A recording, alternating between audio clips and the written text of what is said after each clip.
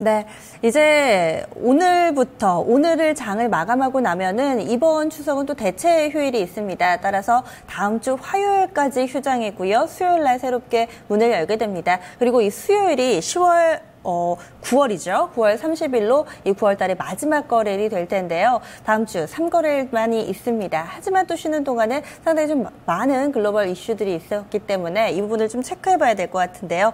HMC 투자증권의 이지영 연구원의 분석 들어보겠습니다. 연구원님 안녕하세요. 네, 안녕하세요. 네, 쉬는 동안에 또 해외 쪽에서는 계속해서 또 거래가 이루어지니까요. 어떤 변수들이 있는지 쭉 정리를 해주시죠. 먼저 해외 변수들부터 알려주세요. 네, 다음 주에는 이제 월 초임리만큼 좀 경제지표 발표가 많이 예정이 되어 있습니다. 우선 1일에는 중국의 국가통계국에서 제조업 PMI를 발표를 합니다. 앞서서 발표되었던 차이신의 그 제조업 PMI가 예상치로는 지난달보다 올라갈 걸로 예상이 되었음에도 불구하고 실제로 발표된 수치는 47로 전월에 비해서도 더 낮은 수치를 기록을 하면서 중국의 제조업황이 생각보다 더 나쁘다라는 그런 여론들이 좀 형성이 되어 있는 편입니다. 그렇기 때문에 1일에 발표하게 되는 국가통계국의 제조업 PMI도 전월에 지금 중립선인 50을 하회한 49.7을 기록을 하고 있는데요. 여기서 더 떨어질지 그렇게 해서 그 차이신의 그 숫자와 동조할지 여부를 좀 주목하실 필요가 있겠습니다.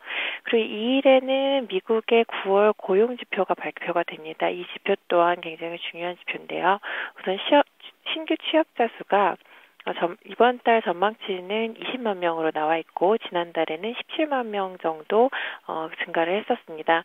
그래서 이번에 고려하셔야 될 부분들은 9월 수치가 20만 명을 실제로 상회할 수 있는지 이 여부랑 그다음에 지난달에 17만 명을 기록했던 신규 취업자 수가 이 숫자가 상향 수정될지 여부 두 가지를 주목하셔야 될 것 같습니다. 네, 이번에는 내부 변수도 알아볼까요? 네, 다음 주에 같은 날 1일에 두 가지 중요한 지표가 발표가 됩니다. 첫 번째는 8월 산업활동 동향인데요. 여기서는 우선 메르스 사태 이후에 완만한 회복세를 보여주고 있는 소비 지표 같은 경우에는 8월에도 개선이 될 걸로 기대가 되고 있습니다. 그렇지만 제조업 지표 같은 경우에는 지금 수출단에서 계속 부진이 이어지고 있는 만큼 제조업 생산 지표도 부진을 이어갈 것으로 전망됩니다. 그리고 같은 날 1일 또 9월 수출입과 무역 수지가 발표가 되는데요. 지금 9월 1일부터 20일까지의 수출은 전년 동월 대비해서 6.9% 줄어든 것으로 기록이 되고 있어서 지난달인 8월 수치에 비해서는 개선이 되었습니다.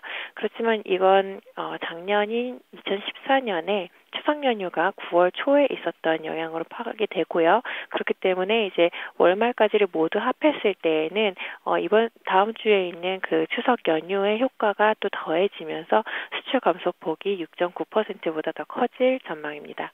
네. 그리고 이번 한 주 동안의 지수는 좀 뒷걸음질을 쳤습니다. 지금 주간 기준으로 봤을 때 코스피 지수도 꽤 많이 좀 밀려났는데요. 다음 주에는 좀 반등이 나올까요? 아니면은 계속해서 좀 방향성 없는 지지부진한 흐름을 예상하고 계세요? 네, 이번 주에 이제 코스피 흐름이 조금 하락세를 보였던 것들은 아무래도 그 미국의 통화정책 불확실성이 확대된 영향인 것을 보입니다. 그래서 전 세계적으로 좀 위험 자산에 대한 투자 심리가 굉장히 위축이 되어 있는 상황이고 또 어제 옐런의 연설이 있었는데요.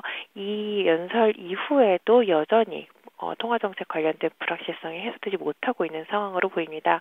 그렇기 때문에 더더욱 이제 다음 주말에 발표되는 미 고용지표에 주목을 하실 필요가 있겠고 또 그 다음으로는 8일에 발표되는 9월 FOMC 회의의 의사록 발표 이렇게 두 가지 정도의 이벤트가 주요 이벤트로 전격을 할 걸로 보입니다. 이 이벤트 결과도 이제 중요한 영향을 미치겠지만 그 전까지는 우선은 위험 회피 심리가 계속 유지가 될 거다라고 기본적으로 판단하고 있습니다. 네, 말씀 고맙습니다. 감사합니다. 네.